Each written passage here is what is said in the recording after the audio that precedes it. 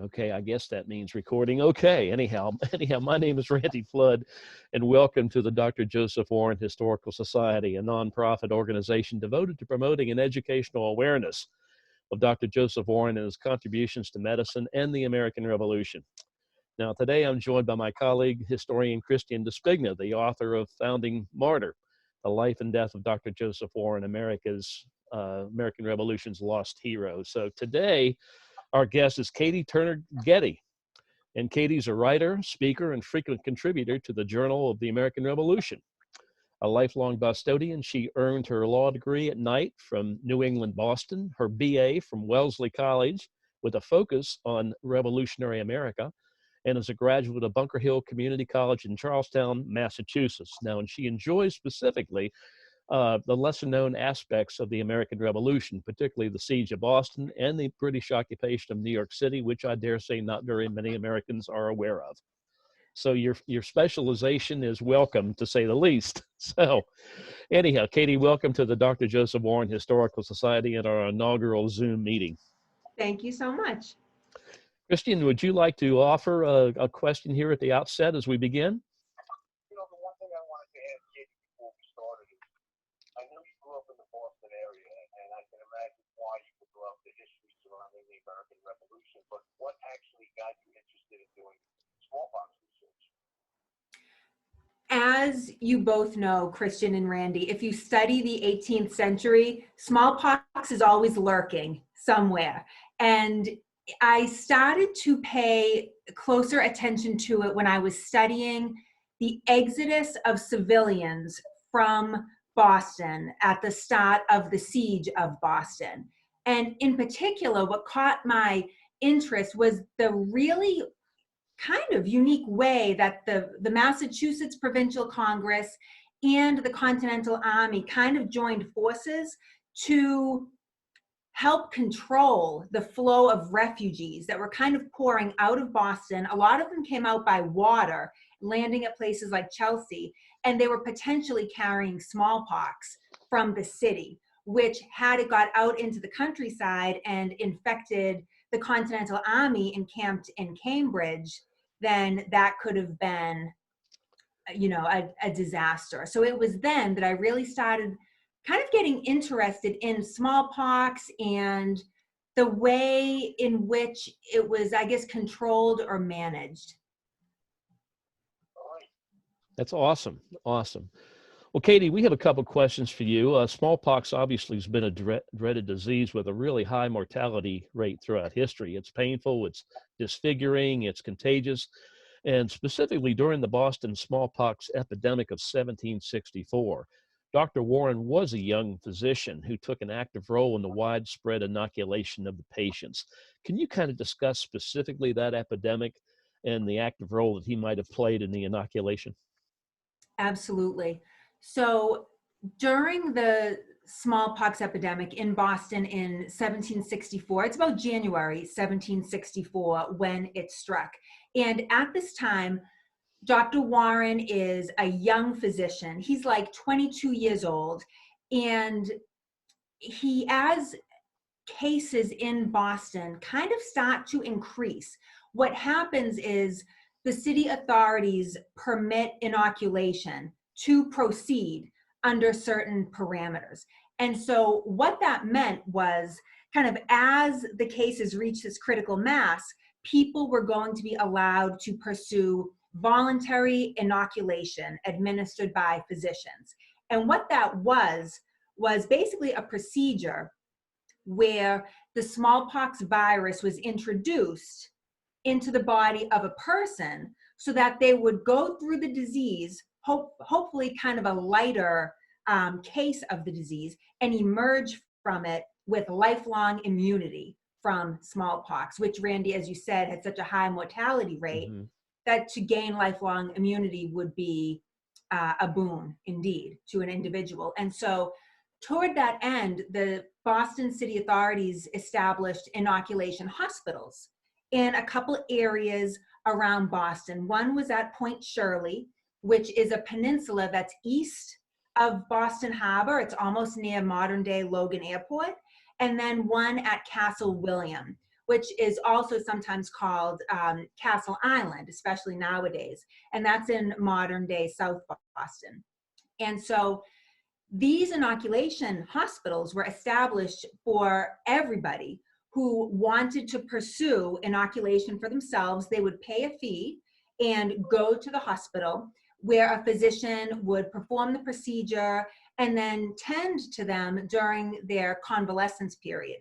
And in theory, once they were healed, no longer contagious, they could return to Boston immune. And Dr. Warren was one of these physicians who was working at Castle Island during the time, and the newspapers billed him as being there day and night, working at this hospital. And Castle William could accommodate almost 500 people at a time. So it was quite an operation.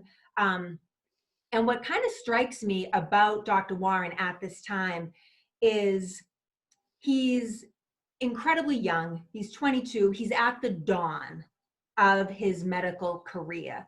And yet he's also at the vanguard of this concept of inoculation hospitals.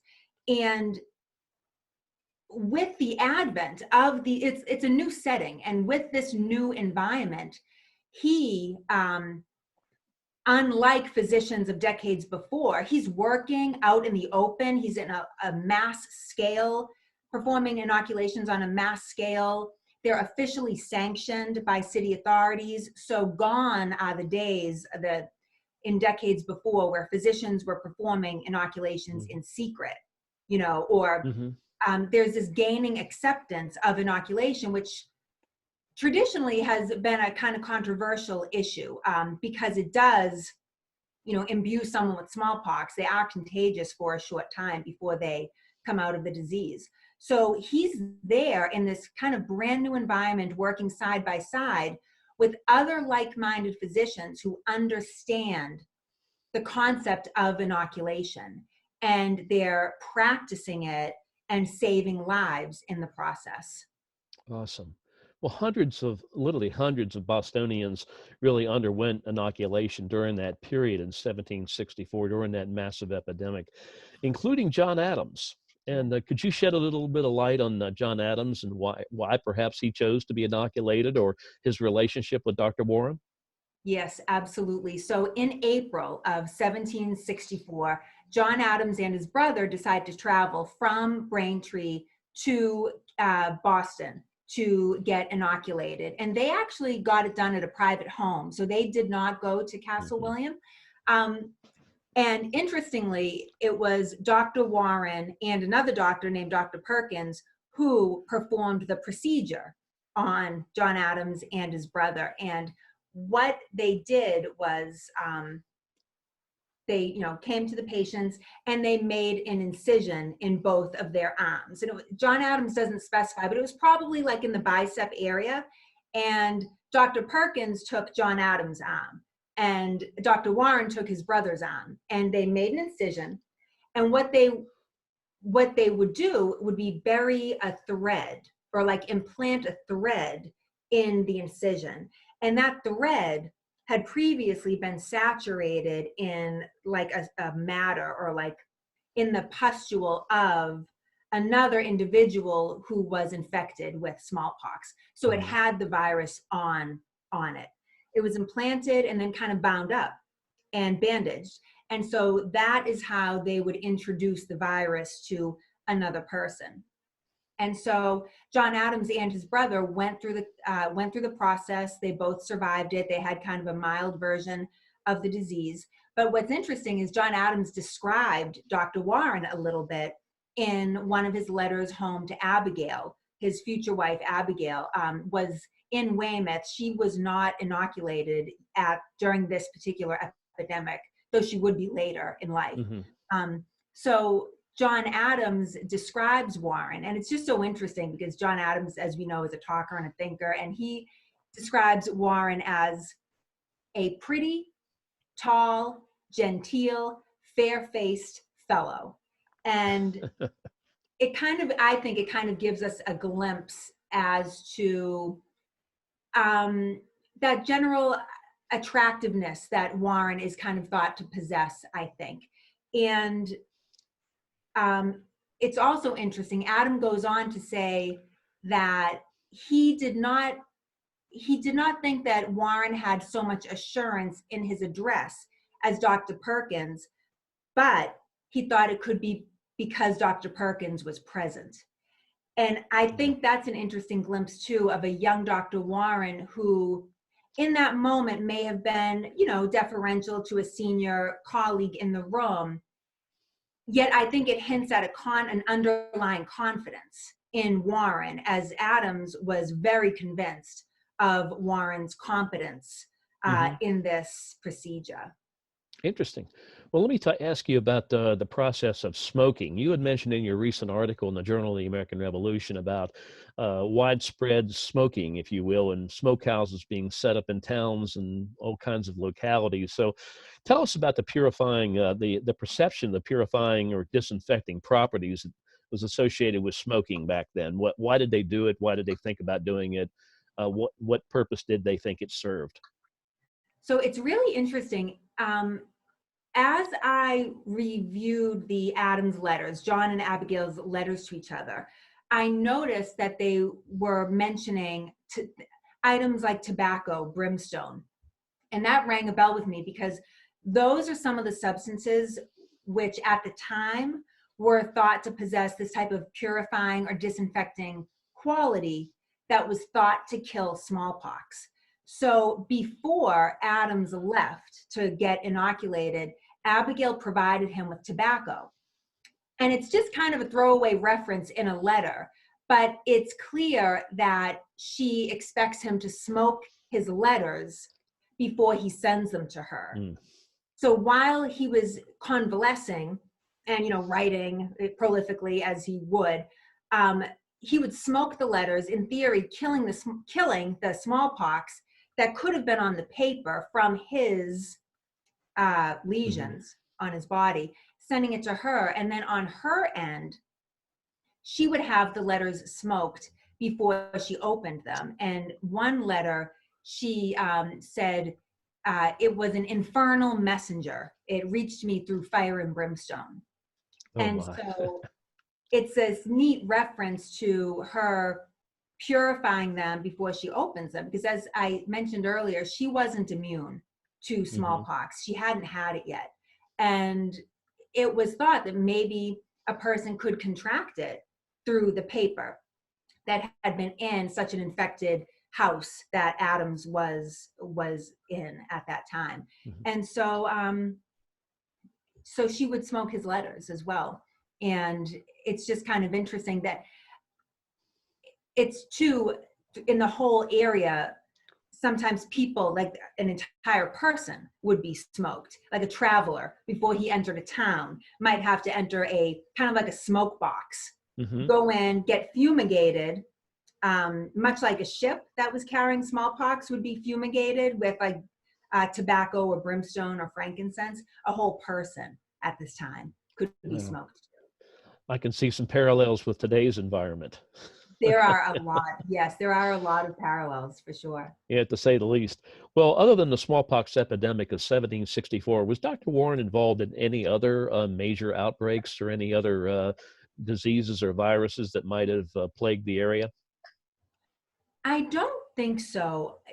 He, as we know, he was killed on June 17th, 1775. And smallpox was probably present, I should say, in Boston in those intervening years from like 1764 to 1775. There were cases. In fact, in the spring before he got killed, there were live cases in Boston, but they just weren't really reaching that threshold of becoming an epidemic. In the summer of 1775, I don't think they reached that threshold either. But by the time you get to the fall, late fall, early winter, 75, 76, smallpox is really flaring at that time. And it becomes more and more of an issue for the Continental Army, as we know, into 1776. But Joseph Warren didn't live to see it. Christian, do you have any other thoughts or that you want to share? I think maybe one of the lessons to be taken away from this is that we've been here before, and I think Katie can give a description of Boston 1764 smallpox epidemic and coronavirus 2020 epidemic, and leaving out a few details. I don't know if people could discern which one she was talking about. Mm-hmm.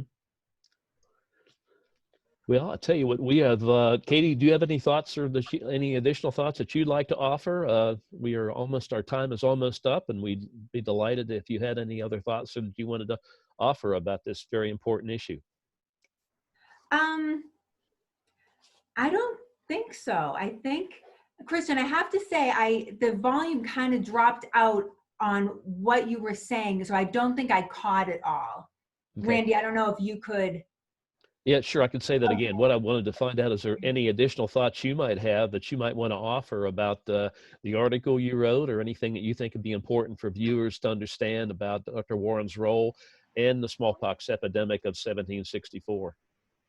I think what is one of the things that's so interesting about Dr. Warren is just, and so much of my insight into Dr. Warren I gained through Christian's book, which for me, and I'll take this opportunity now to say this, growing up in the Boston area, I was well aware of Dr. Warren and his contributions.